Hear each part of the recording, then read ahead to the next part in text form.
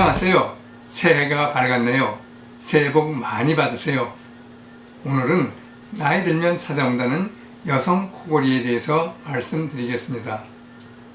여성의 경우 대부분 45세부터 50세 정도가 되면 생식기관인 난소의 기능이 저하되어 여성 호르몬의 분비량이 급격히 감소하면서 갱년기가 발생하지요.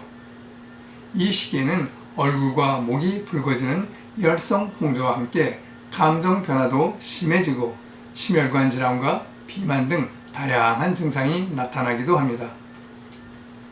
그리고 또 한 가지 나타나는 증상이 바로 코골이입니다.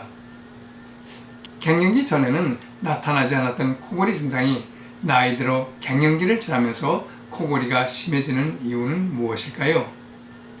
그것은 바로 여성 호르몬 때문입니다. 폐경이 오게 되면 여성 호르몬 분비가 줄어들게 되고 여성 호르몬의 감소는 상기도 근육에 영향을 끼쳐 기도를 좁게 만들 수 있으며 체지방 증가 유발로 목에 살이 찌면서 기관지 공간이 좁아져 코골이 증상이 나타나고 심해지면 수면 무호흡증을 보이기도 합니다.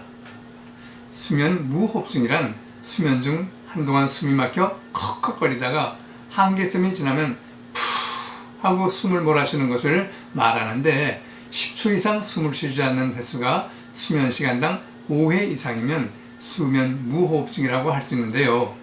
숨을 제대로 쉬지 않으면 저산소증에 빠지게 되고 수면 중 각성이 자주 생기게 되어 수면의 질이 떨어지지요. 이렇게 깊은 잠을 못 이루고 얕은 잠만 자게 되면 아침에 일어날 때 수면 시간과는 무관하게 피곤하여 낮 시간에 꾸벅꾸벅 졸게 되고 때로는 두통과 함께 기억력과 집중력이 저하되며 활동량이 줄게 되기도 합니다. 아울러 인슐린 저항성과 이상지질혈증, 고혈압과 심혈관계 질환 등의 다양한 질병이 발생할 위험을 높이기도 합니다. 미국 과학도서관 학술지 플러스1에 실린 연구에 따르면 원래 코골이 수면 무호흡증 환자의 남녀 비율은 2에서 4대1 정도이나 여성 폐경기를 기점으로 이 비율은 1대1로 바뀐다는 사실입니다.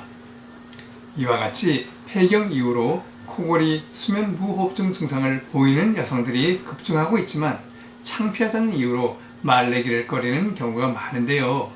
앞에서 말씀드린 심각한 질환의 원인이 될 수도 있으니 폐경 이후 코골이가 심해졌다면 코골이에 대한 원인을 알아보는 것도 필요합니다. 일반적으로 코를 고는 대부분의 이유는 비만으로 인해 혀와 연구개가 기도 쪽으로 처짐이 발생하고 좁아진 호흡 통로를 지나는 공기에 의해 혀와 연구개와 목젖이 떨려 발생합니다. 혀와 연구개는 살이 찌면 함께 크기도 커지고 지방이 많아져 탄력도 잃고 처짐이 심해지지요. 남성의 경우 살이 쪘다면 거의 대부분 코를 골지만 여성의 경우 살이 쪄도 여성 호르몬으로 인해 근육이 탄력을 잃지 않아 처짐이 발생하지 않고 코를 골 확률이 현저히 낮아지지만 갱년기에 접어들고 여성 호르몬이 떨어지게 된다면 혀와 연구개의 탄력을 잃게 되어 여성 코골이가 발생하게 됩니다. 그러므로 정상 체중을 유지하는 것이 가장 중요한데요.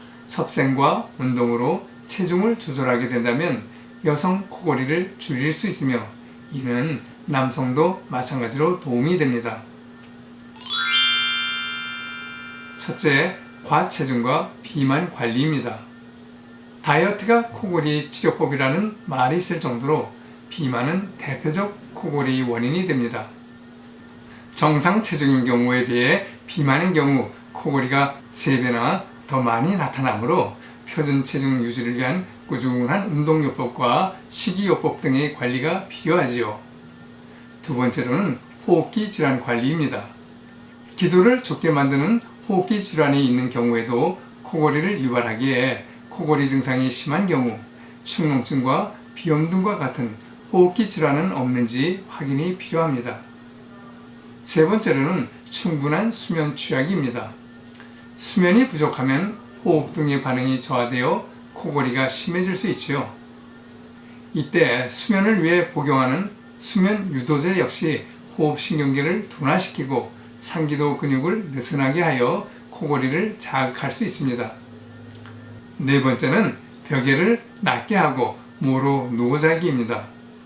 높은 베개와 바로 눕는 자세는 기도를 좁게 하기 때문에 베개를 낮게 하고 모로 누워 자는 수면 자세가 도움이 됩니다. 다섯 번째로는 만성 피로 관리입니다. 피곤하면 상기도 근육이 느슨해지면서 기도가 좁아져 코골이가 심해지죠. 반대로 코골이가 심하면 수면 부족으로 인해 피로가 누적되면서 코골이가 더 심해지는 악순환이 반복될 수 있습니다. 여섯 번째로는 금연입니다. 담배를 피우면 상기도 점막 부종을 일으켜 기도를 좁게 하여 호흡을 어렵게 합니다. 그리고 니코틴 성분은 신경을 흥분시켜 숙면을 방해하여 코골이를 더 자극할 수 있습니다. 일곱 번째는 금주입니다.